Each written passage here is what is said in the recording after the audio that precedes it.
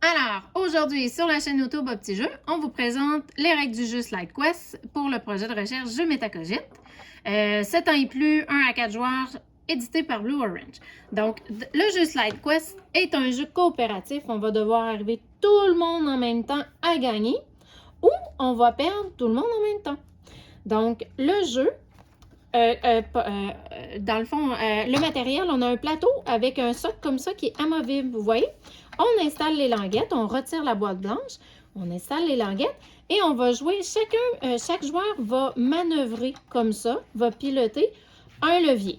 Donc, si on est 4, chacun s'occupe de 1. Là, on va jouer à 3. Donc, Simon va s'occuper de 2, Rosalie de 1 et moi de 1. Qu'est-ce qu'on fait? On dépose un défi. Donc, on va devoir arriver en équipe à réaliser les défis de 1 jusqu'à 20, dans l'ordre. Alors, on dépose le défi numéro 1.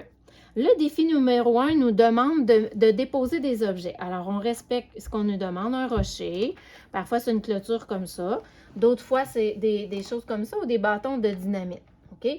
En d'autres fois, on va nous demander des gardes ou on va nous demander des vilains. Bon, voilà. Maintenant, qui va se promener sur le plateau? Le petit chevalier qui possède une petite bille en dessous de lui. Le défi numéro 1, on dépose le chevalier numéro 1 et le chevalier va devoir comme ça poursuivre le chemin jusqu'au numéro 2. Mais on n'a pas le droit de promener le chevalier avec nos mains. Alors, c'est en déplaçant les leviers qu'on va y arriver. On vous fait un exemple. Donc, allons-y en se communiquant. Voulez-vous que j'y aille un petit peu? Oui, OK. Un peu, Rosalie. Idéalement, le chevalier doit rester sur la petite ligne blanche, comme ça. Vas-y, Rosa. Bah attends, papa, attends. Vas-y. Vas-y, je vais faire pour qu'il vienne un tout. Oui. Je vais y aller un petit peu. OK? Mais tasse un peu. Tasse-le, tasse-le.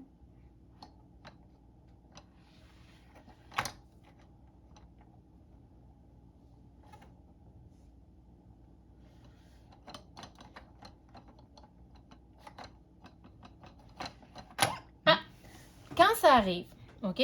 Alors, au départ, puisqu'on avait un défi vert, on est démarré avec un ensemble de vies et on a démarré notre vie sur le vert. Puisque là, le chevalier vient de perdre une vie dans un trou, on va baisser d'une vie comme ça.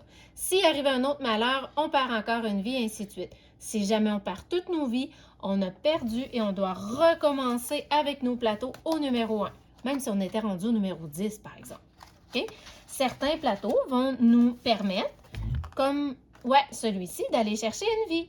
Alors, on va pouvoir sortir du chemin. Le chevalier doit seulement passer sur la vie et retourner en chemin. Cela fait en sorte qu'il va pouvoir, comme ça, récupérer une vie. Et on va se promener comme ça à perdre et à gagner des vies. Et on essaie de se rendre jusqu'au défi numéro 20 sans jamais tout perdre nos vies. Voilà. Donc, sur certains plateaux, vont se trouver d'autres défis comme ceux-ci.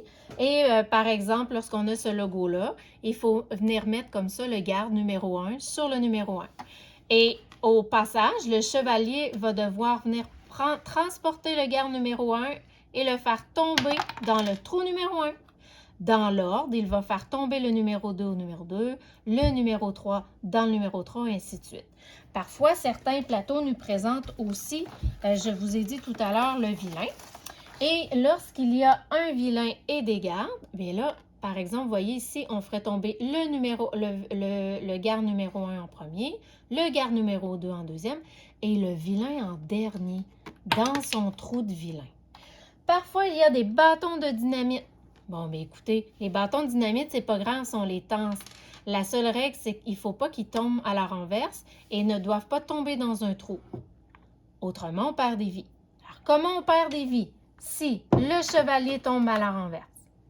On perd une vie si le chevalier tombe dans un trou.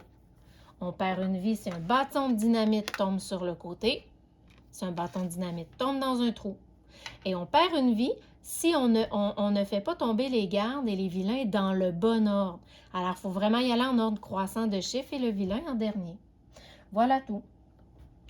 Alors, on réussit un défi. Lorsqu'on a réussi notre défi, on retire le plateau et on va aller mettre comme ça ici le défi numéro 2. Tous les joueurs ensemble, on redispose ce qu'il faut ici comme clôture avec les petits bâtons de dynamite, etc. Et on poursuit. Si jamais vous décidez d'arrêter votre partie et de reprendre plus tard, à ce moment, on dirait, par exemple, si on est au défi numéro 2, on irait dans les défis, on dirait, OK, ben, on est rendu au défi numéro 2. Et combien de vies on avait? On était à 4 vies. Voilà. Et puis là, dans le fond, on installe comme ça ici le socle. Et puis, on range tout. On met notre tableau dans la boîte et la prochaine fois qu'on va jouer, on va tout simplement savoir qu'on était rendu au défi numéro 2 avec 4 vies. Voilà, on vous souhaite des belles joutes!